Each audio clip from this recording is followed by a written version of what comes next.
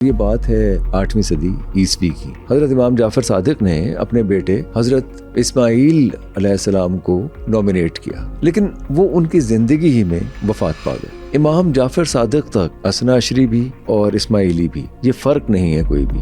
حضرت اسماعیل نے اپنے بیٹے کو نصب کر دی جو اسماعیلی مانتے ہیں، تو اس کے بعد پھر کلیش کہاں آتا ہے؟ امامت کا تصور، اگر کسی پہ شک کیا جاتا تھا کہ وہ امام ہیں اور وہ پیغام دیتے ہیں تو عباسی خلفاء وہاں چھاپے بھی مروایا کرتے تھے۔ یہ جو فاطمی حکومت تھی یہ اسماعیلیوں کی فرسٹ حکومت تھی۔ ایجپٹ، مدینہ، مکہ، یہ سارا سوائے بغداد کے 160 برس تک فاطمی حکومت قائم رہی۔ آغا خانی اسماعیلی ہیں، ان کا فلسفہ کیا ہے؟ جو اسماعیلی ہیں وہ ادوار میں تقسیم کرتے ہیں انسانی زندگی کو۔ وہ یہ کہتے ہیں کہ کل 7 دور ہیں۔ ہم جس دور میں رہ رہے ہیں یہ دور ششم ہے۔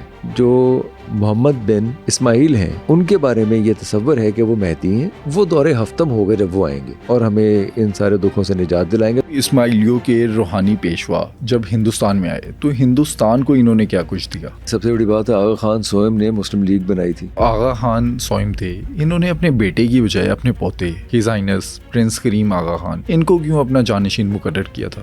بیٹے کے موجود ہوتے ہوئے نومینیٹ پوتے کو کیا جائے، یہ میرا خیال ہے یہ جو 48 امام ہیں ان میں پہلی مثال ہے۔ یہ ایک لفظ میں اگر آپ اسماعیلیوں کا جاننا چاہیں ہزاروں برس سے وہ کیا ہے تو وہ ہے۔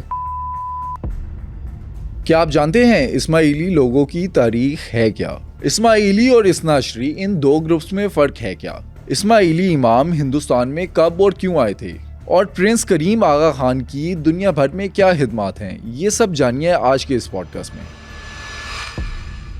سنو پوڈ کاسٹ کے 90% ویورز وہ ہیں جنہوں نے اب تک سنو ڈیجیٹل کو سبسکرائب نہیں کیا۔ اگر آپ کے خیال میں نے آپ کو ویلیویبل کنٹینٹ دیا ہے تو ابھی سنو ڈیجیٹل کو سبسکرائب کریں۔ ذیشانوی ریسنٹلی ہز ہائنس پرنس کریم آغا خان ان کا انتقال ہو گیا۔ ہم آغا خان اور جو اسماعیلی ہیں ان کو جانتے تو ہیں، لیکن ان کی تاریخ کیا ہے؟ بڑی ہی دلچسپ تاریخ ہے واٹس کیونکہ ہم اسماعیلیوں کو، آغا خانیوں کو کہ ہمارے بہت سے دوست ہیں جیسے جانتے ہیں، کمیونٹی کے طور پہ جیسے جانتے ہیں، سوشل ورکر کے طور پہ جیسے جانتے ہیں، وہ تو بہت ہی بڑے لوگ ہیں، بہت محبت کرنے والے، بہت اچھے انسان، بہت کلچرڈ، بہت پڑھے لکھے، بہت مہذب۔ ہم تو ان حوالوں سے جانتے ہیں، ان کے کام کے حوالے سے، ان کے کام کے حوالے سے، مزاج کے حوالے سے، ان کی میزبانی کے حوالے سے، رکھ رکھاؤ طور اتوار کے حوالے سے، مینرزم کے حوالے سے، ہر لحاظ سے بہت ہی شاندار لوگ ہیں جو پاکستان میں بھی رہتے ہیں، ہنزا میں رہتے ہیں، کراچی میں، لاہور میں رہتے ہیں، ہر جگہ رہتے ہیں اور پوری دنیا میں بسے ہوئے۔ تاریخی طور پہ اسماعیلی دراصل ان سمجھنے کے لیے ہمیں دیکھنا پڑے گا اسلام کی تاریخ کو۔ اسماعیلی دراصل شیعہ مسلک کے اندر، یہ آپ کو پتہ ہے کہ اسلام کی جو تاریخ ہے اس کے اندر 2 بڑے مسالک ہیں، ویسے طور پہ بہت سے مسالک، لیکن 2 بڑے مسالک ہیں، شیعہ اور سنی۔ شیعہ مسالک کے اندر بھی کچھ مسالک ہیں جن میں اثنا عشری، 12ers جنہیں انگریزی میں کہتے ہیں، اور اسماعیلیز کے اندر پھر آگے کچھ گروپس ہیں۔ اسماعیلیز یہ سمجھتے ہیں کہ امامت حضرت علی رضی اللہ تعالیٰ عنہ سے شروع ہوتی ہے، پھر حضرت امام حسین علیہ السلام آتے ہیں، پھر حضرت امام حسن علیہ السلام آتے ہیں، امام زین العابدین علیہ السلام ہیں، پھر امام باقر علیہ السلام ہیں، اس کے بعد امام جعفر صادق کا نام آتا ہے۔ امام جعفر صادق تک تو یہ لوگ اثنا عشری بھی اور اسماعیلی بھی یہ فرق نہیں ہے کوئی بھی، وہ مانتے ہیں ماں سوائے اس ایک فرق کے کہ کچھ لوگ یہ سمجھتے ہیں، ایک گروپ اسماعیلیوں کا یہ سمجھتا ہے کہ امامت حضرت علی رضی اللہ تعالیٰ عنہ سے شروع نہیں ہوتی کیونکہ وہ وصی الرسول ہیں۔ یہ ہم بعد میں ایکسپلین کرتے ہیں کہ وصی الرسول کون ہوتے ہیں اور وہ کیا ہیں۔ شروع ہوتی ہے امامت حضرت امام حسن علیہ السلام سے، پھر حضرت امام حسین، اور پھر امام زین العابدین علیہ السلام، اور پھر امام باقر علیہ السلام، اور پھر امام جعفر صادق۔ لیکن بہرحال حضرت امام جعفر صادق تک یہ لوگ امامت کی جو لڑی ہے اس پہ اتفاق کرتے ہیں۔ اب ہوا یہ، اور یہ بات ہے 8ویں صدی عیسوی کی۔ حضرت امام جعفر صادق علیہ السلام کے 7 بیٹے تھے۔ کون؟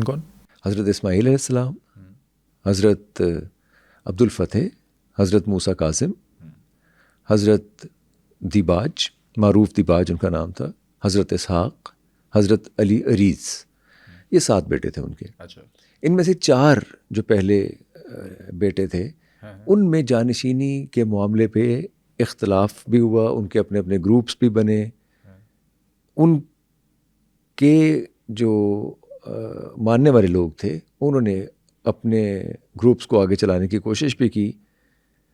سب سے اہم نام ان میں تھا حضرت اسماعیل کا، جن پہ کہ نص ہوئی تھی، جنہیں کہ نامینیٹ کیا گیا تھا، لیکن وہ حضرت امام جعفر صادق علیہ السلام کی زندگی ہی میں وفات پا گئے۔ اب اس پہ پھر ایک مسئلہ یہ کھڑا ہوا اسماعیلیوں میں کہ حضرت امام جعفر صادق یا کوئی بھی امام ہمیشہ سچ بولتا ہے، اس کے منہ سے جو نکلتا ہے وہ سچ نکلتا ہے، وہ انفیلیبل ہوتے ہیں، وہ جھوٹ یا غلط فہمی کا شکار نہیں ہو سکتے۔ تو یہ ہو نہیں سکتا کہ انہوں نے نامینیٹ کیا اور وہ وفات پا گئے۔ ایک گروپ یہ مانتا رہا کہ حضرت اسماعیل نے وفات نہیں پائی بلکہ وہ مستور ہو گئے تھے۔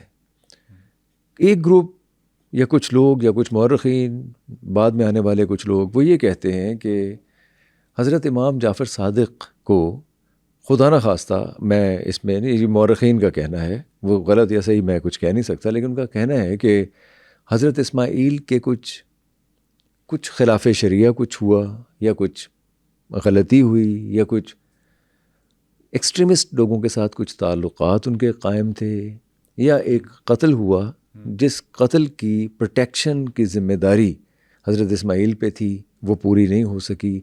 واللہ عالم، یہ باتیں مختلف لوگ کرتے رہے، اور اس لیے یہ جو حق تھا، یہ جو نص کی تھی حضرت امام جعفر صادق نے، یہ واپس لے لی گئی کیونکہ وہ ناراض ہوئے حضرت امام جعفر صادق۔ بہرحال اس پہ بہت سی باتیں ہیں، مورخین یہ بھی لکھتے ہیں کہ حضرت اسماعیل کو جب کہ یہ کہا گیا کہ وہ وفات پا گئے ہیں، وہ نہیں دنیا میں رہے، پھر بھی انہیں بعد میں کہیں دیکھا گیا۔ لیکن جو بھی ہوا، اسماعیلیوں نے حضرت اسماعیل کے بیٹے محمد مختوم، یعنی کہ حضرت اسماعیل کے بیٹے کو امام مانا۔ اس کی وجہ یہ ہے، وہ یہ اس وقت وہ 26 برس کے تھے، وہ یہ کہتے ہیں کہ حضرت اسماعیل نے نص کی تھی اپنے بیٹے محمد مختوم۔ اچھا، یہ جو امامت ہے یہ ٹرانسفر کیسے ہوتی ہے؟ جانشین مقرر کیا دیکھ کر کیا جاتا تھا؟ اس کے پیچھے پوری فلسفی ہے، وہ فلسفی ہم آگے جا کے ذرا تفصیل سے ڈسکس کریں گے، لیکن سر دست میں یہ کہنا چاہوں گا کہ امام یہ پوٹینشل، یہ کیپیبلٹی، یہ صلاحیت انلائٹنمنٹ رکھتا ہے کہ وہ اپنے آباء کی روایتوں کے ذریعے یا اپنے وجدان پہ یا اپنے علم کی روشنی میں یا اپنے ذہن رسا سے وہ یہ جانتا ہے کہ اسے کس کو نامینیٹ کرنا ہے، اس نے نص کس پہ کرنا ہے، یہ امام کا فیصلہ ہوتا ہے۔ یہاں اسماعیلیوں میں امام بہت بڑے درجے کا آدمی ہے، یعنی آپ یہ سمجھ لیجیے کہ اگر نبی، پیغمبر، ناطق ہیں، ناطق کے بعد اگر کسی کا درجہ ہے تو وہ وصی ہیں، وصی کے بعد اگر کسی کا درجہ ہے تو وہ امام ہیں۔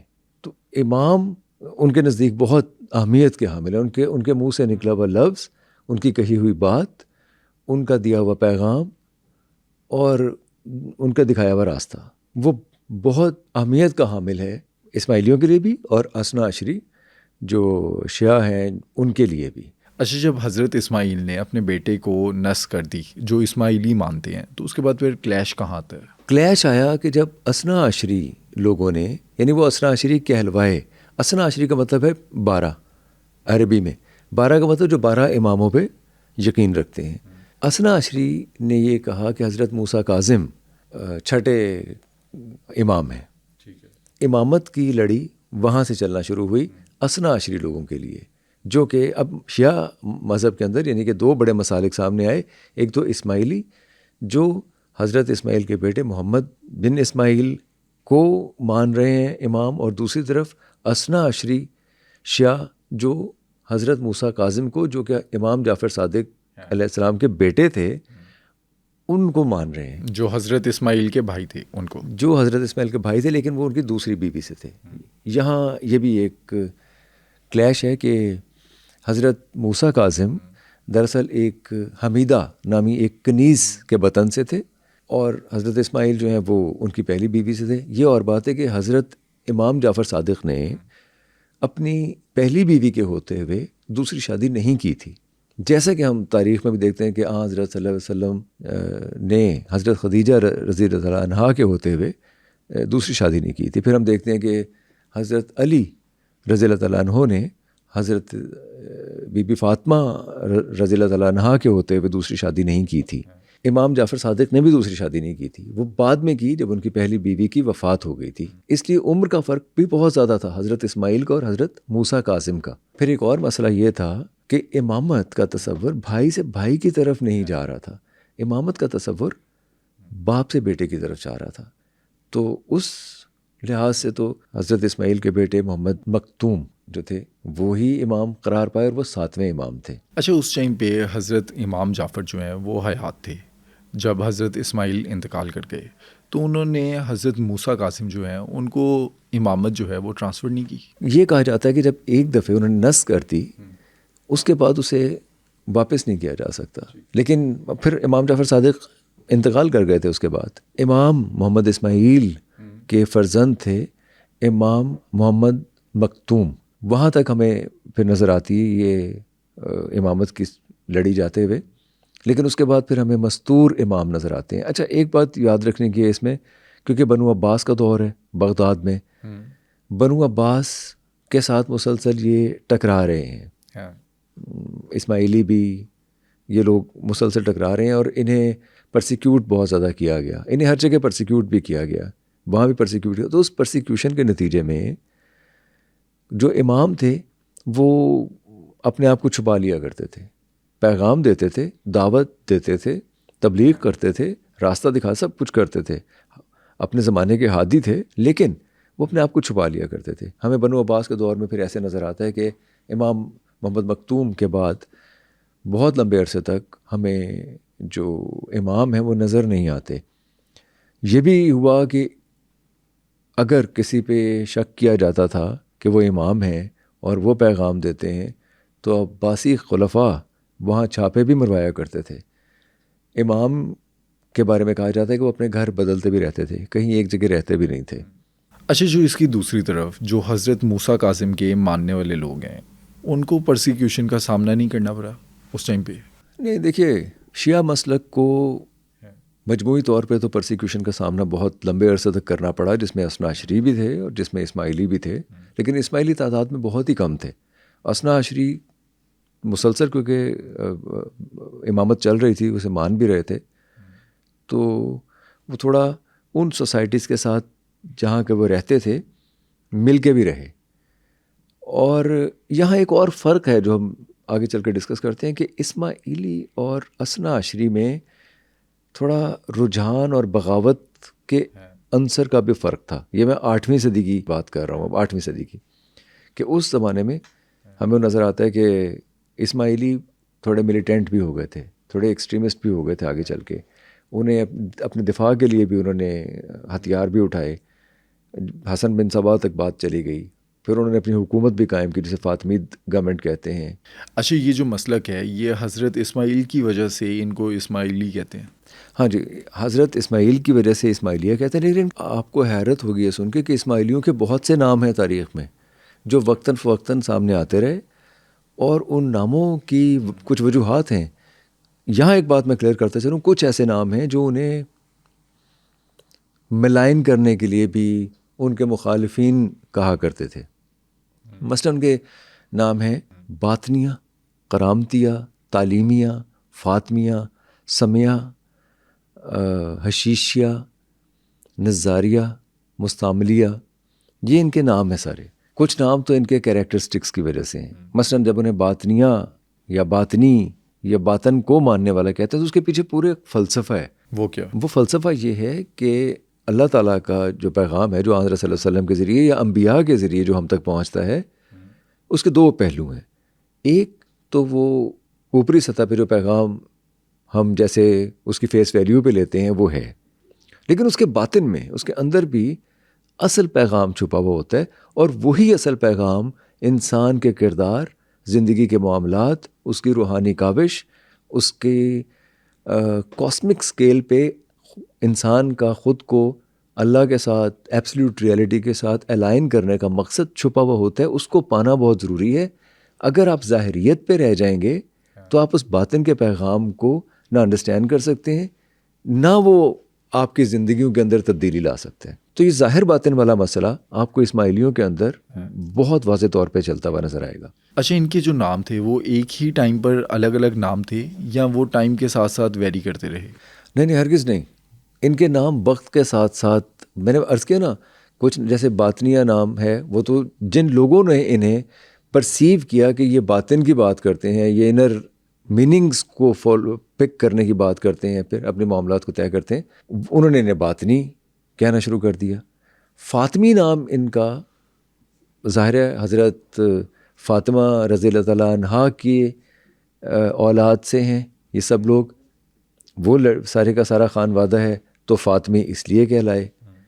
اسی طرح کرامتہ بھی شروع میں کرامتیہ بھی کہلایا، کیونکہ ہمدان کرامتی نے لیڈ کیا تھا اس گروپ کو، تو ہمدان کرامتی کے نام پہ کرامتی بھی کہلواتے رہے یہ لوگ. تعلیمیہ کہلوائے بہت عرصے تک. تعلیمیہ کہلوانے کا مقصد یہ تھا کہ یہ لوگ راشنلائز کرتے تھے اور یہ کہتے تھے کہ آپ اپنے ذہن سے، غور و فکر سے، سوچ بچار سے اس پیغام کو سمجھیں جو کہ آپ کو دیا گیا ہے زندگی کے معاملات کرنے کے لیے. اس لیے انہیں تعلیمیہ کہا گیا. مطلب یہ بغیر سوچے سمجھے ماننا اور بغیر سوچے سمجھے کسی ظاہری جو ریچولز ہیں انہیں پریکٹس کرتے چلے جانے کے حامی نہیں تھے. سبیہ انہیں اس لیے کہا گیا کیونکہ ساتھ میں امام پہ یقین رکھتے تھے. انہیں جو حشیشیہ کہا گیا اس کی کیا ریزن تھی؟ اس کا قصہ تھوڑا سا اور ہے. ہم دیکھتے ہیں کہ اسماعیلیوں کے اندر ایجپٹ میں کوہ الموت پہ قبضہ کرتے ہیں حسن بن صبا. کون تھے وہ؟ حسن بن صبا ایک مذہبی پیشوا تھے، آپ سمجھ لیجیے، ان کے مذہبی رہنما تھے. جب نظاری حکومت تھی اس کا بہت زیادہ ساتھ دیا، لیکن انہوں نے ایک جنت بنائی.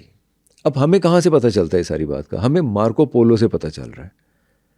میرا ویسے جو ریفرنس ہے وہ کتاب ہے فرحات دستور کی کتاب ہے جو اسماعیلیوں کی تاریخ پہ لکھی گئی ہے. لیکن فرحات دستور یہ لکھتے ہیں کہ مارکو پولو جب نظاری حکومت ایران میں ختم ہوئی اس کے 15 برس بعد جب مارکو پولو وہاں گئے تو انہوں نے قلم بند کیے یہ سارے واقعات حسن بن صبا سے متعلق جو کوہ الموت پہ تھے. انہوں نے ایک جنت بنائی ہوئی تھی جہاں بہت ہی خوبصورت لڑکیاں پھرتی تھیں، جہاں انہوں نے بتایا کہ وہ ایک old man of the mountain ہے جو لوگوں کو اپنے حصار میں قید کیے رکھتا ہے، انہیں ٹرین کرتا ہے اور اس حد تک اتنا افیکٹولی ٹرین کرتا ہے کہ وہ انہیں اگر چاہے تو وہ اس کے لیے جان بھی دے سکتے ہیں. انہیں فدائین کہا جاتا ہے.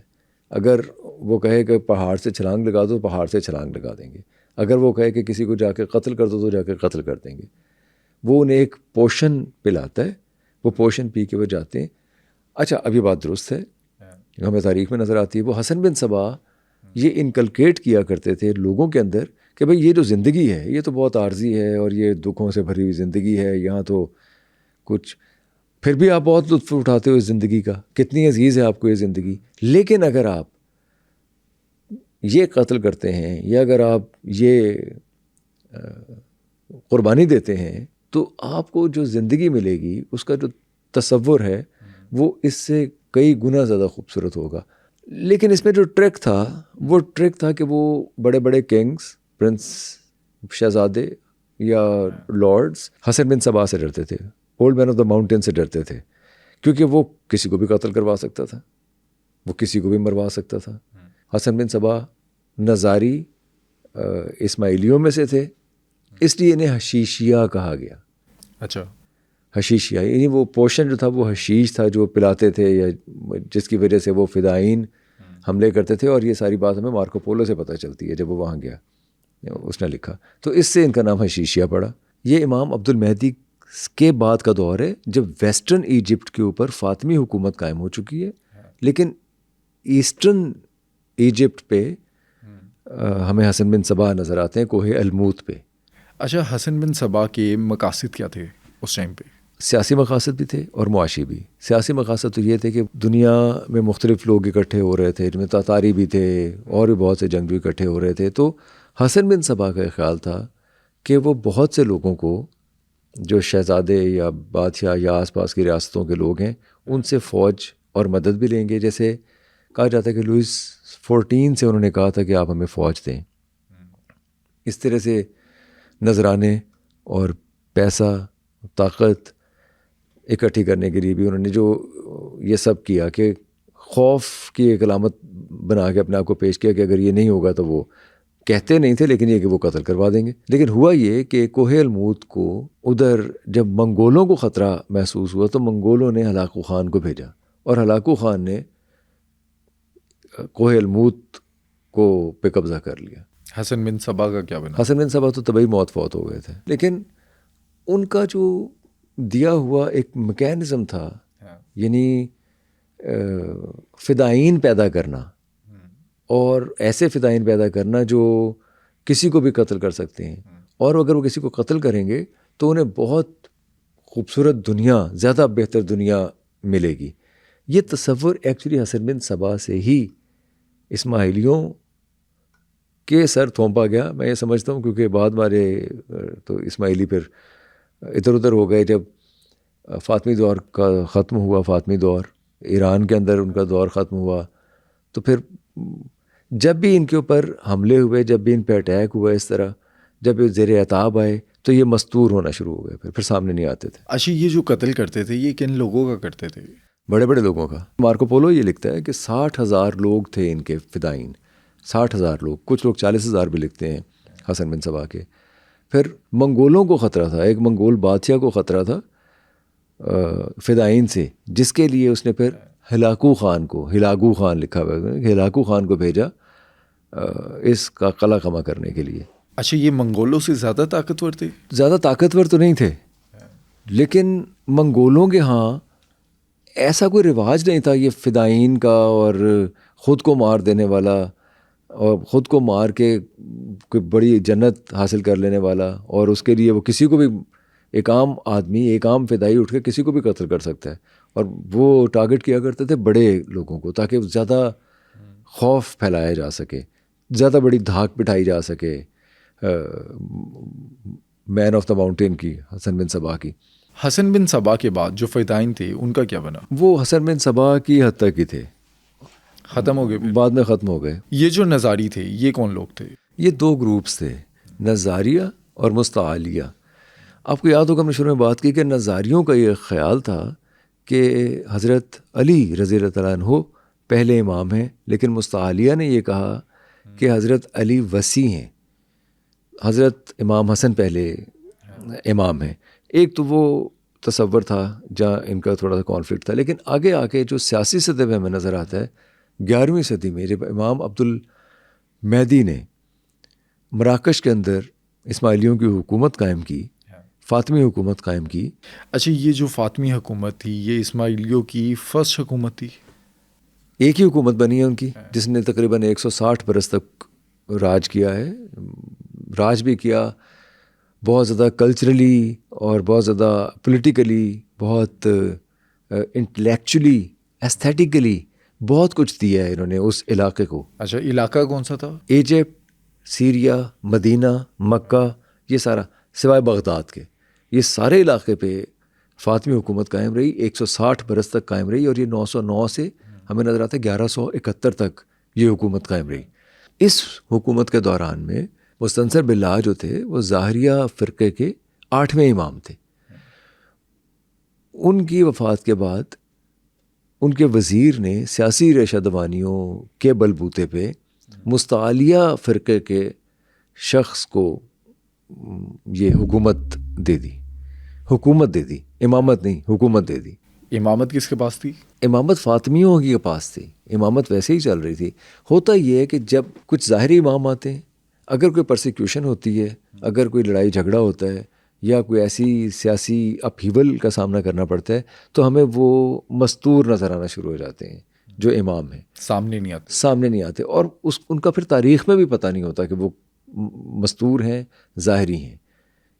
کیونکہ ایک لفظ میں اگر آپ اسماعیلیوں کا ٹیکنیک جاننا چاہیں، ایک لفظ میں ہزاروں برس سے وہ کیا ہے، تو وہ ہے اخفاء۔ اخفاء کا مطلب ہے مخفی رکھنا، پوشیدہ رکھنا، چھپا کے رکھنا۔ آج بھی، یہ تو ہم بہت پرانی بات کر رہے ہیں جب ان کی پرسیکیوشن ہو رہی تھی بہت زیادہ، اب بھی وہ اپنے عبادات کو، اپنے پیغام کو یا اپنے معاملات کے طے کرنے کو وہ چھپا کے رکھتے ہیں، بہت زیادہ نہیں بتاتے۔ ہاں، اگر آپ ان کے بارے میں جاننا چاہیں تو آپ جان سکتے ہیں۔ اب ہمیں نظر آتا ہے کہ مصر، یمن اور گجرات میں مستعلی نظر آتے ہیں ہمیں، لیکن شام، ایران، عراق، بدخشاں میں ہمیں نظاری ہی نظر آتے ہیں۔ اچھا، مستعلیہ فرقے کی جب حکومت آتی ہے تو ہم دیکھتے ہیں کہ مستعلیہ کے ایک بہت بڑے لیڈر ہیں الامر بحق ملہ، ان کا نام ہے، جن کے بعد مستعلیہ فرقے دو گروہوں میں بٹ جاتے ہیں۔ ایک گروہ ہے حافظیہ اور ایک ہے طیبہ۔ طیب دراصل الامر کا بیٹا تھا، لیکن جو حکومت ملی وہ حافظ الدین کو ملی، جو کہ ان کا چچا زاد بھائی تھا۔ تو کچھ لوگ حافظ الدین کے ساتھ تھے، کچھ لوگ طیب کے ساتھ تھے۔ اس طرح یہ دو گروہ، مستعملیہ کے جو دو گروپ تھے، یہ چلنا شروع ہو گئے۔ طیبیہ جو لوگ تھے وہ پھر آگے دو گروپس میں بٹ جاتے ہیں۔ وہ ہمیں نظر آتا ہے سلیمانی اور داؤدی۔ وہ مختلف جگہوں پہ تبلیغ کرتے تھے، ایک ہندوستان میں، ایک یمن میں، ٹھیک ہے۔ اور یہ ایوبی دور تک کرتے رہے، یعنی صلاح الدین ایوبی کے دور تک۔ اس کے بعد کیا ہوا؟ پھر صلاح الدین ایوبی نے انہیں اوور تھرو کر دیا۔ یہ جو نظاری تھے، ان کا کیا بنا پھر؟ نظاری ایران میں تھے، مصر میں بھی رہے، لیکن نظاری پہ ذرا اپنی امامت کو بہت واضح نہیں کرتے، ان کے امام پھر مستور رہے۔ اور لیکن ایران میں بہرحال ان کا ایک بڑا اسٹرانگ ہولڈ قائم رہا۔ گو کہ ایران میں اثنا عشری بھی تھے، اور اثنا عشری انہیں کو بہت زیادہ پسند ظاہر نہیں کرتے تھے، لیکن ایران کی حکومت انہیں پرسیکیوٹ نہیں کرتی تھی، یعنی اسماعیلیوں کو، نظاریوں کو۔ اچھا، ایرانیوں نے کیوں قبول کیا انہیں؟ ایک تو یہ کہ فاطمی حکومت ایران تک پھیلی ہوئی تھی، لیکن جب حکومت ختم بھی ہوگی فاطمیوں کی، یہ تھے بہت امیر لوگ اور سوشل ورک بہت کرتے تھے۔ ان کی وجہ سے ایران میں بہت سے لوگ زیارت کے لیے آیا کرتے تھے، جس کا بہت زیادہ معاشی فائدہ ایران کی حکومت کا تھا۔ اس لیے ایرانی اثنا عشری لوگوں کے یا جو کلرجی تھے، ان کی مخالفت کے باوجود انہیں پرسیکیوٹ نہیں کرتے تھے۔ اور جو شام میں نظاری تھے، ان کے کیا حالات تھے؟ شام میں ترک مملوک ڈائنیسٹی نے ان نظاریوں کو اوور تھرو کر دیا، جیسے یہاں پہ صلاح الدین ایوبی اور نور الدین زنگی نے کر دیا تھا، وہاں انہوں نے کر دیا، پھر وہ مستور ہو گئے۔ اب ہمیں 28ویں امام نظر آتے ہیں، شمس الدین محمد۔ شمس الدین محمد 28ویں نظاری امام ہیں، لیکن پھر نظر آتے ہیں ہمیں وہ دو گروپس بنے ہوئے، ایک مومن شاہ اور ایک قاسم شاہ۔ یہ دو گروپس میں ڈیوائیڈڈ ہمیں نظر آتے ہیں۔ اچھا، یہ بار بار ڈیوائیڈ کیوں ہو جاتے ہیں؟ ڈیوائیڈ ہونے میں بہت سے فیکٹرز ہیں، کچھ سیاسی مسئلے ہیں، کچھ جانشینی کے معاملات ہیں، کچھ مفادات کی لڑائی ہے، کچھ ریچولز، ظاہر باطن، مسلک کے مسائل ہیں۔ کیونکہ اسماعیلیوں کے بارے میں اگر آپ آج بھی اور پہلے بھی اگر آپ ان کی فلسفی کو سمجھیں تو اس میں ایک چیز ہے تعویل، اچھا، انٹرپریٹیشن، ڈسکشن۔ وہ کسی بھی چیز کو منوً قبول نہیں کر لیتے، وہ مانتے ہیں، وہ اللہ تعالیٰ کو، خدائے وحدانیت کو مانتے ہیں، وہ اللہ تعالیٰ کے پیغام بھیجنے کو مانتے ہیں، وہ حضرت صلی اللہ علیہ وسلم کو مانتے ہیں، وہ حضرت صلی اللہ علیہ وسلم سے پہلے جو انبیاء آئے ان پہ بھی یقین رکھتے ہیں، حضرت ابراہیم علیہ السلام پہ، حضرت اسحاق علیہ السلام پہ، حضرت یعقوب علیہ السلام پہ، حضرت یوسف علیہ السلام پہ یقین رکھتے ہیں، ان کے بعد حضرت محمد صلی اللہ علیہ وسلم کو مانتے ہیں، ختم نبوت پہ یقین، ختم نبوت پہ یقین رکھتے ہیں۔ وہ مکمل طور پہ مسلمان ہیں اس لحاظ سے، لیکن جو پرابلم ہے جہاں سے انہیں مس انڈرسٹینڈ کیا جاتا ہے یا ان کی فلسفی کو مس انٹرپریٹ کیا جاتا ہے، وہ یہ ہے کہ وہ تعویل کرتے ہیں۔ تعویل سے مراد یہ ہے کہ آپ جو پیغام ہے اللہ تعالیٰ کا اس کو سمجھیں اور عہد حاضر کے مطابق انٹرپریٹ کریں، تاکہ وہ جو باطن میں جو پیغام ہے، جو کیونکہ دیکھیے جو کرپٹک میسج ہے، جو باطن میں چھپا ہوا میسج ہے، وہ آفاقی اسی صورت میں ہوگا جب آپ اسے ہر عہد میں اپنے ذرائع کے مطابق اپنے کانٹیکسٹ میں, اپنے سوشو کلچرل کانٹیکسٹ میں, اپنے اکنامک کانٹیکسٹ میں انٹرپریٹ کریں گے, حالات کے مطابق انٹرپریٹ کریں گے. بات ویسے کافی ہے, لیکن میں اپنے طور پہ ویورز کو سمجھانے کے لیے کہہ سکتا ہوں, اگر میں سمجھا پاؤں, کہ قربانی فار ایگزامپل اللہ تعالیٰ قربانی کا حکم دیتے ہیں کہ اپنی سب سے پیاری چیز کی قربانی دی جائے. حضرت ابراہیم علیہ السلام سے لے کے آج تک لوگ قربانی دیتے ہیں. اب اسماعیلیوں کا تصور یہ ہے کہ حاضر امام انٹرپریٹ کریں گے کہ اللہ تعالیٰ اس قربانی سے مراد کیا لیں گے آج کے عہد میں. اللہ تعالیٰ ہم سے کیا ایکسپیکٹ کرتے ہیں کہ آج انسان اپنی سب سے پیاری چیز کی قربانی دے, تو وہ قربانی کیا ہوگی. کیا ان دو گروپس کا آپس میں بھی کوئی کانفلکٹ چلتا ہے, یا آزادی ہوتی ہے کہ اپنی مرضی سے اپنی عبادات کر سکتے ہیں؟ نہیں, ہمیں گروپس کی ایڈیولوجیکل یا کوئی کسی کانسیپٹ پہ, کسی تصور پہ تو اختلافات نظر آتے ہیں, لیکن ہمیں کوئی جنگیں, لڑائی بڑھائی, مار کٹائی یہ نظر نہیں آتی. ان کی آپس میں نظر نہیں آتی کہیں بھی, اس پہ یہ لوگ نہیں لڑتے. 28ویں نظاری امام ہمیں شمس الدین محمد نظر آتے ہیں, جو 14ویں صدی ہے, جس کے بعد امامت کا سلسلہ چلتا رہا, یہ لوگ آگے بڑھتے رہے, حتیٰ کہ ان کے دو گروپس بن گئے جانشینی کے مسئلے کے اوپر جو لڑائی, جیسے مومن شاہ اور قاسم شاہ, یہ دو گروپ سے جن کی جانشینی کے مسئلے پہ لڑائی ہوئی. جب ہم لڑائی کہتے ہیں تو اس کا مطلب ہے ڈفرینس آف اوپینین, تو پھر وہ اپنی اپنی راہ لیتے ہیں. ان میں بھی ہم یہ دیکھتے ہیں کہ جو مومن شاہ کے لوگ ہیں وہ منتظر مہدی ہیں. یہ بھی یاد رکھیے کہ جو محمد بن اسماعیل ہیں, ان کے بارے میں یہ تصور ہے کہ وہ مہدی ہیں, وہ دوبارہ آئیں گے اور ہمیں ان سارے دکھوں سے نجات دلائیں گے, تو وہ مہدی, یہ منتظر مہدی ہیں. لیکن قاسم شاہی لوگوں نے اپنی سرگرمیاں جاری رکھیں, حتیٰ کہ ہمیں نظر آتا ہے کہ قاجار حکومت, ایران کے اندر جو قاجار حکومت تھی, اس کے دوران میں فتح علی شاہ نے امام حسن علی شاہ کو آقا خان کا خطاب دیا, جو ہمارے ہاں آگے آغا خان ہو جاتا ہے. اچھا, ایران میں آقا کہتے ہیں, تو ہمارے ہاں وہ آغا ہیں, آغا خان. تو یہ جو ہمیں پھر آج جو آغا خان نظر آتے ہیں, وہ اس خطاب کے بعد آغا خان ٹائٹل لے کے چلتے ہیں آگے. اچھا, پھر یہ ایران سے ہندوستان میں کیسے آئے؟ ایکچولی اسی قاجار حکومت نے, جنہوں نے یہ ٹائٹل دیا تھا آغا خان کا, حسن علی شاہ صاحب نے ان کے خلاف بغاوت کر دی تھی. کس وجہ سے؟ وجہ پرسیکیوشن بھی تھی, وجہ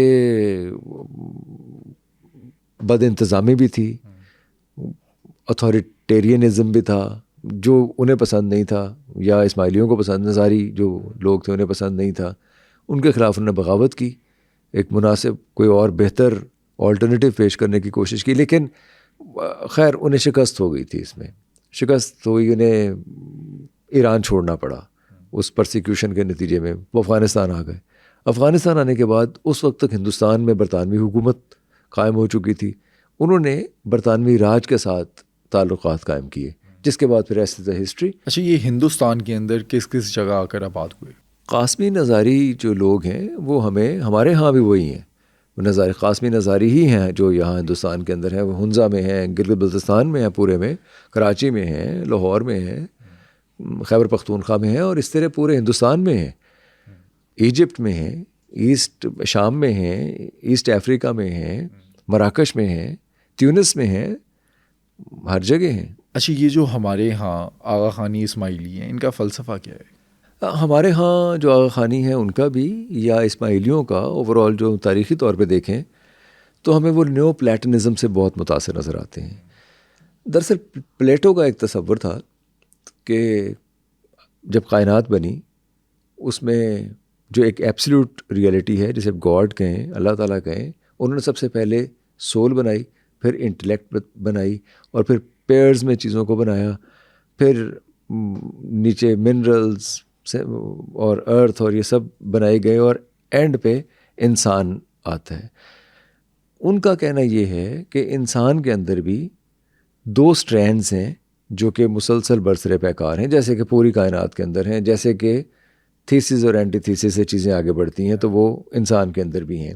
لیکن ایک چیز جو نیو پلیٹنزم سے, پلوٹینس سے ان کے ہاں آئی, جو ہمیں صرف ان کے ہاں نہیں ملتی, وہ ہمیں مولانا روم میں بھی ملتی ہے, وہ ہمیں ہیگل میں بھی ملتی ہے, کہ انسان دراصل واپس اپنے ابتدا کی طرف جانا چاہتا ہے، وہ اپنے اصل سے جا کے ملنا چاہتا ہے.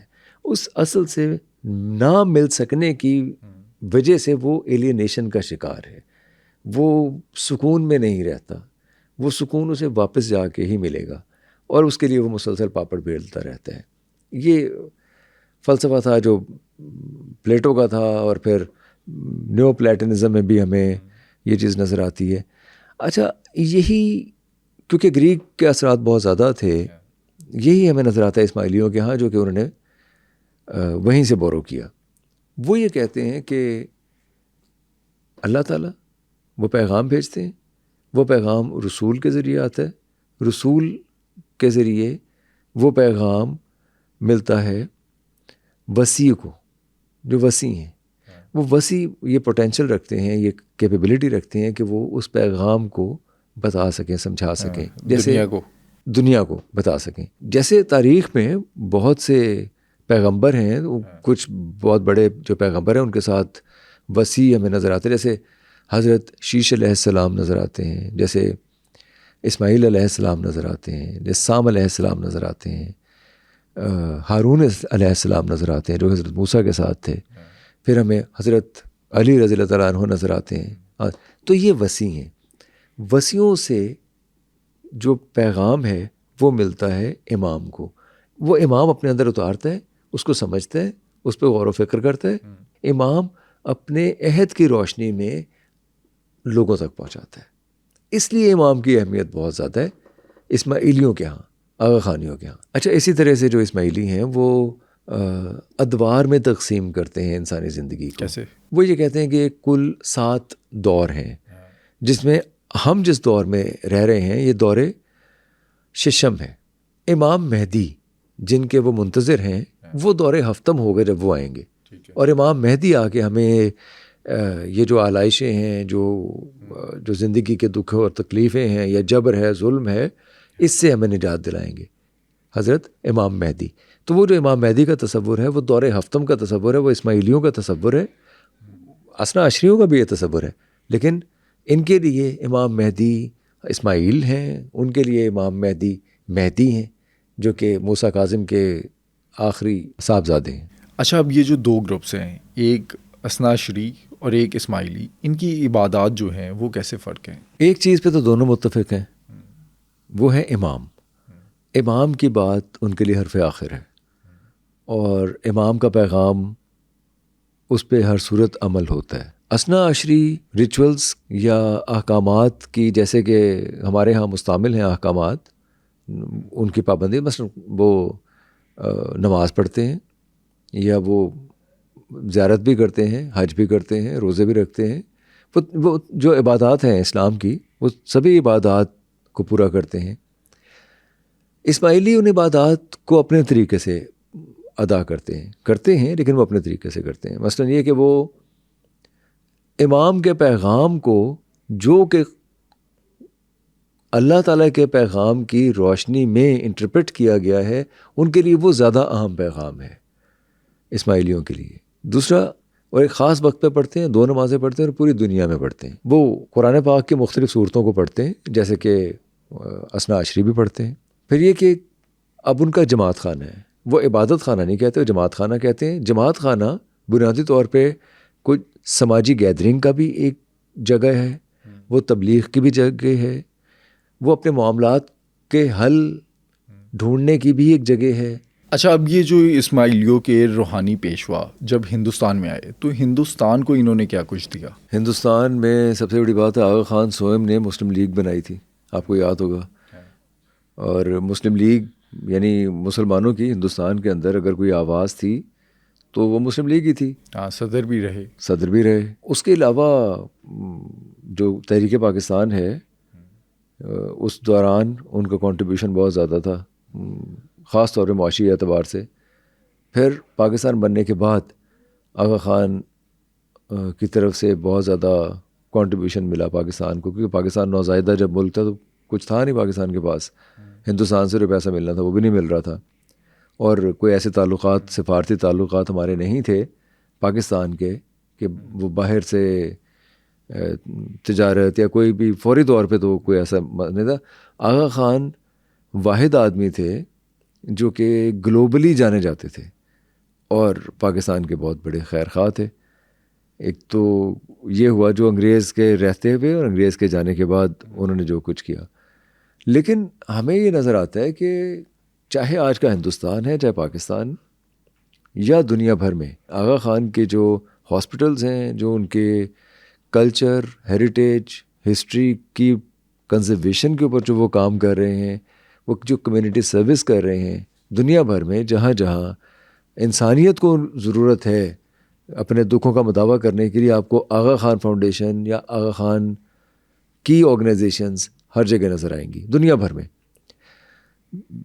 یہ نہیں کہ صرف پاکستان میں یا صرف ہندوستان میں یا جہاں وہ رہتے ہیں, اب رہتے تو یورپ میں زیادہ وقت وہیں رہتے ہیں, لیکن آپ کو وہ کام کرتے ہوئے, ان کی تنظیمیں کام کرتے ہوئے ہر جگہ نظر آئیں گی. وہ چاہے مٹیریل, کلچرل, ہیریٹیج کی کنزرویشن کا کام ہے, چاہے وہ انسانوں کے دکھوں کا مداوع کرنے کا کام ہے, چاہے وہ تعلیم کا کام ہے. اگر ہم اپنے انٹلیکچوئلس کو دیکھتے ہیں جن لوگوں نے پاکستان میں مختلف کمیونٹیز کے اوپر لکھا ہے, ان میں سب سے زیادہ اپریشیٹ اگر کسی کو کیا گیا تو وہ آغا خانی اسماعیلیوں کو کیا گیا, کیونکہ عورت کی تعلیم پہ سب سے زیادہ توجہ اگر کسی نے دی ہمارے اس خطے میں تو وہ, اور یہ وہ خطے جہاں برسوں سے عورت ستی ہو رہی تھی, جہاں برسوں سے اس کی شادی اس لیے نہیں کی جاتی کہ زمینیں کہیں بانٹی نہ جا سکیں, جہاں عورت مغلوب رہی ہے ہمیشہ سے, جہاں عورت کو خدا نہ خواستہ, لیکن ہمارے ہاں یہ ایک لعنت رہی ہے کہ عورت کو پاؤں کی جوتی سمجھا جاتا رہے. اس معاشرے میں آغا خان نے آ کے یہ کہا کہ آپ اگر مرد اور عورت میں سے ایک کو پڑھانا ضروری ہے تو عورت کو پڑھائیں. عورت کو آپ پڑھائیں گے تو عورت پوری نسل کو پڑھا دے گی. اور یہ ہم نے دیکھا ہے. اس وقت بہت سیفلی بات کہی جا سکتی ہے, اسماعیلی عورت سے زیادہ انلائٹنڈ, مہذب, پروگریسو اور لبرل خاتون نہیں ہے کوئی. یہ ان کی کمیونٹی نے, یہ آغا خان کے پیغام نے, آغا خان کے جو جماعت خانے ہیں, جو ان کی کمیونٹی سروس ہے, جو کمیونٹی ڈیولپمنٹ کے پروگرام ہیں, انہوں نے ان خواتین کو ایک سٹیٹس دیا ہے جو کہ ہمارے ہاں اب تک مفقود ہے. گو کہ ہم بہت آواز اٹھا رہے ہیں, ہم بہت اچھا کام کر رہے ہیں, ہمارے ادارے بھی کر رہے ہیں, لیکن آغا خان کی جو عورت ہے, اسماعیلیوں کی جو عورت ہے, وہ ہماری عورت کا جو ہمارے ہاں تصور ہے اس سے بہت زیادہ پروگریسو اور ایڈوانسڈ ہے, اور ہمیں ان سے سیکھنا چاہیے.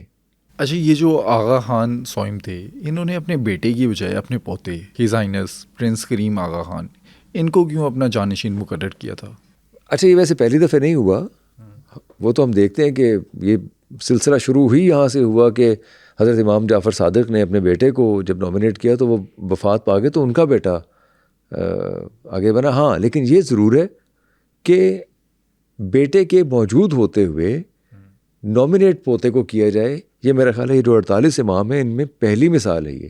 اور اس کی وجہ یہ ہے کہ امام کے اوپر یہ ذمہ داری ہے کہ وہ کیسے انٹرپریٹ کرے گا پیغام کو, وہ کیسے اس شخص کو جو کہ بہت زیادہ بینیفیشل ہے کمیونٹی کے لیے, کمیونٹی سروس کے لیے, وہ پک کرے گا, امام پک کرے گا. اور یہ امام ہی سمجھتا ہے, یہ امام کا ہی خاصہ ہے, امام کا ہی ایک پریروگیٹو ہے کہ وہ کس کو چنتا ہے. اب یہ دیکھنے کی بات ہے کہ میرا خیال ہے آج تک کسی امام نے اگر نص کیا ہے, کسی کو نامنیٹ کیا ہے, کسی کو پک کیا ہے تو شاید غلط نہیں کیا. یعنی کہ ہمیں کمیونٹی کی طرف سے کوئی ایسا نظر نہیں آتا, کوئی بغاوت نہیں نظر آتی. ہاں, یہ کچھ گروپس کسی اور کو امام چننا چاہ رہے تھے, ان کی جگہ کوئی اور امام بن گیا, لیکن ہمیں یہ نظر نہیں آتا کہ جسے امام چنا گیا وہ خدا نہ خواستہ مہلک یا مضر ثابت ہوا بحیثیت ایک انسان. ایسا نہیں ہوا. جو ہمیں اپنی جو معلوم تاریخ ہے اسماعیلیوں کی, اس کے اندر تو یہ نظر نہیں آتا. یہاں بھی آپ یہ دیکھ لیجئے, جب گرینڈ سن کو پرنس کریم آغا خان کو ہز ہائنس کو چنا گیا تو وہ $13.3 بلین کی ان کی ویلتھ ہے جو وہ چھوڑ کے گئے ہیں. ان کے بہت سے بزنسز چل رہے ہیں, ان کے کون سے تجارت ہے, کاروبار ہیں, ہاسپٹلز ہیں, دنیا بھر کے اندر چل رہے ہیں. اور دنیا بھر میں جتنا کاروبار چل رہا ہے اتنے ہی ادارے چل رہے ہیں جو کہ محض چیریٹی کے لیے نہیں ہے، ڈیولپمنٹ کے لیے ہیں.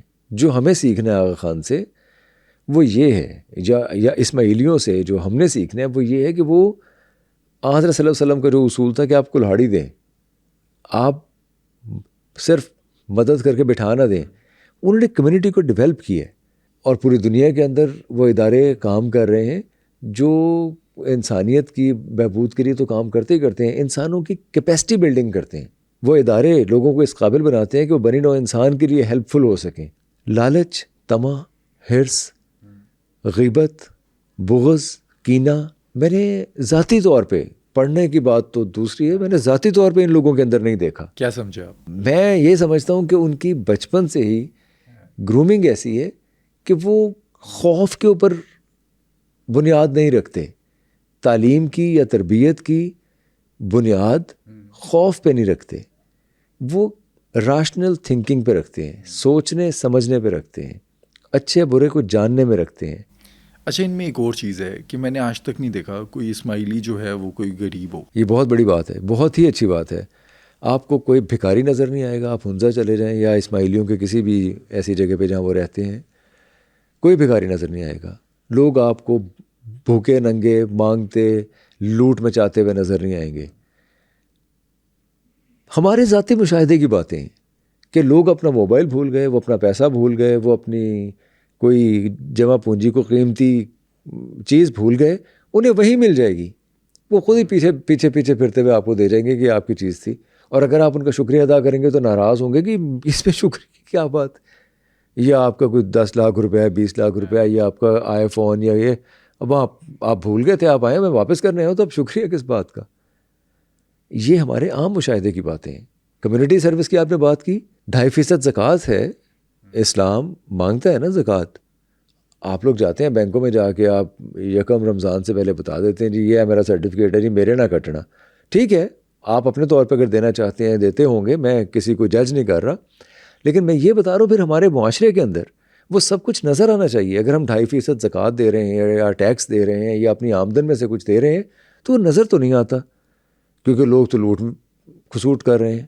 لوگ تو طمع، لالچ اور حرص میں ایک دوسرے کی جان و مال تک کو لوٹ لیتے ہیں. لیکن یہ بات ہمیں وہاں کیوں نہیں نظر آتی؟ اسی ملک کا حصہ ہے، اسی ملک میں وہ لوگ رہتے ہیں. میں تو ہندوستان کا بھی گیا نہیں ہے، میں باہر کی دنیا میں مجھے نہیں پتہ اسماعیلی کیسے رہتے ہیں. میرے اپنے ملک میں نے دیکھا ہے اسماعیلیوں کو ایسے رہتے ہوئے. ان کے بھی جائیداد، میں ایسے لوگوں کو جانتا ہوں جن کے جائیداد کے اوپر بہت زیادہ جھگڑے ہیں. میں ایسے لوگوں کو جانتا ہوں جن کو بزنس میں چپکلش ہے. میں ان سب کو جانتا ہوں، لیکن میں نے کبھی ان کے منہ سے یا کبھی پبلکلی یا میں نے کبھی ان جھگڑوں کو سامنے نہیں آتے دیکھا. اچھا، یہ ریزالو کیسے کرتے ہیں ہم نے جھگڑوں کو؟ میں تو سمجھتا ہوں کہ میں نے کبھی نہیں دیکھا، لیکن ریزالو ہو جاتے ہیں. سب ایک دوسرے کے ساتھ رہتے ہیں، محبت سے رہتے ہیں، ڈفرینس آف اوپینین ساتھ رکھتے ہوئے رہتے ہیں، لیکن وہ سارے معاملات ریزالو بھی ہو جاتے ہیں. یہ ان کی گرومنگ کا حصہ ہے.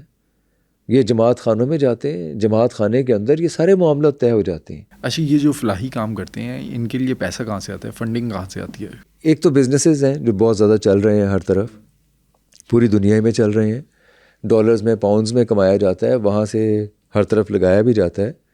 دوسری بات یہ ہے کہ جہاں انویسٹ کیا جائے وہ محض چیریٹی نہیں ہے، محض خیرات نہیں ہے. یہ یاد رکھیے کہ جو محض چیریٹی ہے وہ کرپل کر دیتی ہے معاشروں کو. ہمیں یہ بات سیکھنی چاہیے آغا خانیوں سے، اسماعیلیوں سے. محض چیریٹی یہاں تو ہوتا ہے نا، لنگر کھانے کھول دیے، ٹھیک ہے جی شام کو آ کے روٹی کھا لو.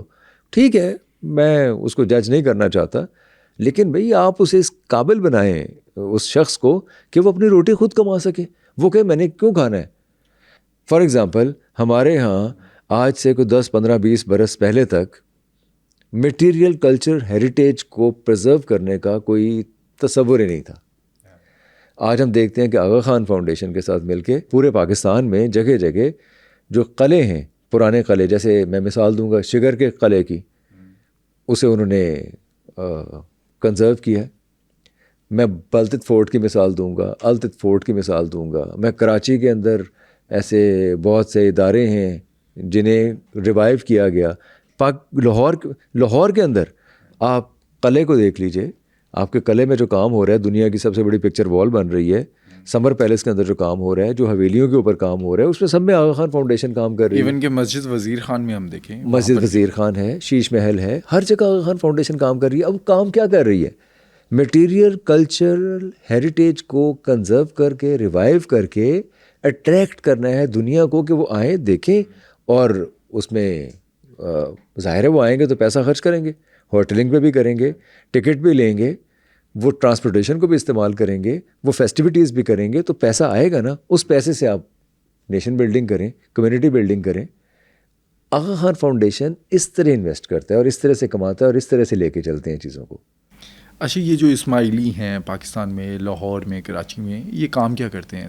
بزنس کیا ہوتا ہے ان کا؟ آپ کو اسماعیلی زیادہ تر آپ کو تجارت میں نظر آئیں گے, بزنس کرتے ہوئے نظر آئیں گے, ایجوکیشن کے اندر نظر آئیں گے, تعلیم دیتے ہوئے نظر آئیں گے. زیادہ تر بزنس کے اندر ہے, بزنس کمیونٹی ہے بہت زیادہ, اور بڑے اچھے سے تجارت کرتے ہیں. اچھا, ان لوگوں میں شادی بیاہ کا کیا کانسیپٹ ہے؟ شادی بیاہ کی چوائس ہے. میں ایسے بہت سے لوگوں کو جانتا ہوں جو اسماعیلی ہیں خواتین, جنہوں نے پنجابی لوگوں سے شادیاں کی ہوئی ہیں. وہ کسی پہ کوئی پابندی نہیں ہے, کوئی جسے پسند کرتا ہے, جس کے ساتھ رہنا چاہتا ہے, جس کے ساتھ شادی کرنا چاہتا ہے, شادی کر لے. لیکن شادی کو ختم کرنا آسان نہیں ہے. شادی کو ختم کرنے کے لیے پھر آپ کو جماعت سے رجوع کرنا پڑتا ہے. آپ کو کنونس کرنا پڑتا ہے جا کے اپنے جماعت خانے میں, جو بھی ان کے بزرگ ہیں یا جو بھی اس کمیونٹی کے لوگ ہیں جو بڑے ہیں, انہیں بتانا پڑتا ہے, بنانا پڑتا ہے, سمجھانا پڑتا ہے کہ ہم ان وجوہات کی بنیاد پہ ایک دوسرے کے ساتھ نہیں رہ سکتے.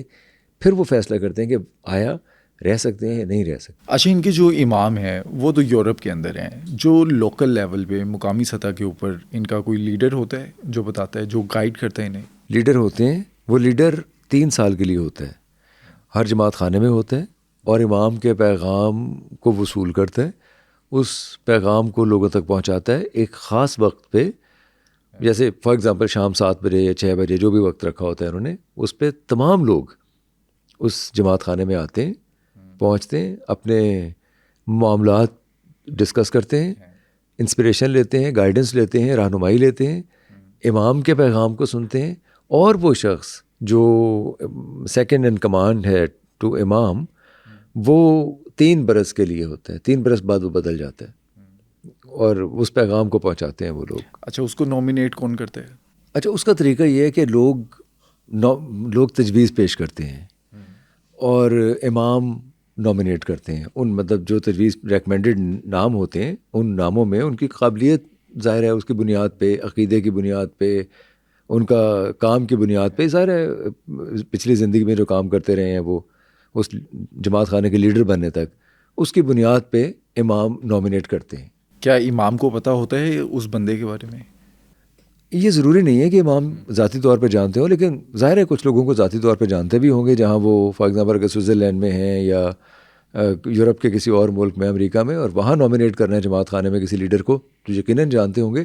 لیکن اگر دور دراز ہندوستان, پاکستان میں, عراق میں کہیں کسی کو کرنا ہے, تو وہ پھر میرا خیال ہے اپنی پرسیپشن کی بنیاد پہ ہی نامینیٹ کرتے ہیں. اسماعیلی جو ہیں ان پہ شامنزم جو ہے اس کا کوئی اثر ہے؟ اچھا, یہ بڑا ہی دلچسپ سوال ہے, کیونکہ ہم ہنزا میں دیکھتے ہیں کہ شامنزم ایک بڑا قدیم مذہب ہے جس کے اب تک آثار ہیں, انٹرنلائز کیا ہوا ہے ان لوگوں نے. میرا خیال ہے کہ ہیں, کیونکہ اسماعیلی بھی ہمارے کچھ ایسے دوست ہیں. ایک بات یاد رکھیے کہ شامن جو ہے وہ پیدا ہی شامن ہوتا ہے. شامن مذہب میں پیدا ہونے والا شامن ہوتا ہے, میں اور آپ شامن بن نہیں سکتے. تو ایسے اسماعیلی لوگ جو شامن پیدا ہوئے ہیں وہ تو شامن ہیں, اور کسی حد تک شامنزم کے تصورات میں سب سے اہم چیز ہے پریڈکشن. کس چیز کی؟ آنے والے وقت کی, کسی دور کے بدلنے کی, کسی بہت بڑے اپہیبل کی, کسی زمانے کے کسی انقلاب کی پریڈکشن. جیسے سوویت یونین کے ٹوٹنے کی پریڈکشن کی گئی, یا کہیں جنگ و جدل کی پریڈکشن کی گئی, جو کہ دایال ہیں مختلف, انہوں نے پریڈکشن کی. اچھا, اب ہمیں یہاں ہی نظر آتا ہے کہ جو اسماعیلی ہیں وہ مذہبی اعتبار سے ان کا تو کارنر سٹون ہی یہ ہے کہ وہ تعویل کرتے ہیں یا راشنلائز کرتے ہیں, غور و خوض کرتے ہیں. وہ تو اس پریڈکشن والی تھیری کو مانتے ہی نہیں ہیں. بہرحال یہ ایک علمی مسئلہ ہے, ان کا علم کے سورس کا مسئلہ ہے. لیکن ہم نے دیکھا ہے کہ وہ ایسے لوگ بھی موجود ہیں جو بیک وقت اسماعیلی بھی ہیں اور شامن بھی ہیں, شامنزم سے متعلق بھی ہیں. اور دونوں میں جو ایک کامن فیچر ہے وہ ہے مہذب ہونا. اسماعیلی بھی بہت مہذب لوگ ہیں اور شامن تو بہت ہی مہذب لوگ ہوتے ہیں. اچھا، آپ کا ذاتی تجربہ ان کے ساتھ کیسا ہے؟ بہت ہی سافٹ اسپوکن، کھرے، سچے، محبت کرنے والے، بغض نہ رکھنے والے، بلائنڈ ٹرسٹ کرنے والے.